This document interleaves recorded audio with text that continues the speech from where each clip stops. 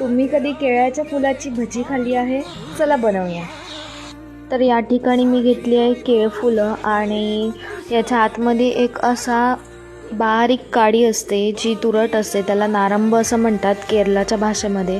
तर हे सर्व आपल्याला स्वच्छ धुवून घ्यायचे आहेत आणि त्याच्यामध्ये आपल्याला चवीनुसार मीठ, गरम मसाला, थोडासा सोडा आणि लाल तिखट टाकायचं आहे. त्यानंतर मी इथे बेसन तयार करून घेतलं आहे आणि त्या बेसनामध्ये आपल्याला जे आपण लावलेलं आहे मीठ, मसाला, हळद, तर ते सगळं आपल्याला केळफूल ह्याच्यामध्ये मिक्स करून घ्यायचं आहे आणि ते व्यवस्थित मिक्स करून घ्यायचं आणि असंच तुम्ही मिश्रण करू शकता.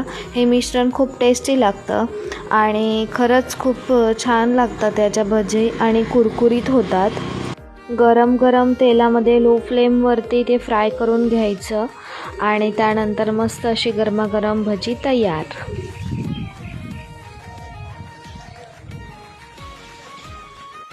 तर मस्त अशा केळ्याच्या फुलाची भजी झालेली आहे तयार. आणि ही भजी स्पेशली केरलामध्ये बनवली जाते कारण तिथे केळी वगैरे खूप असतात त्यामुळे. आणि खरंच तुम्ही पण एकदा बनवून बघा, खूप टेस्टी आणि सुंदर लागते चवीला. मी आजच पहिल्या प्रथम बनवली पण माझ्या घरातल्यांना सर्वांना आवडली, सर्वांनी मस्त आवडीने खाल्ली.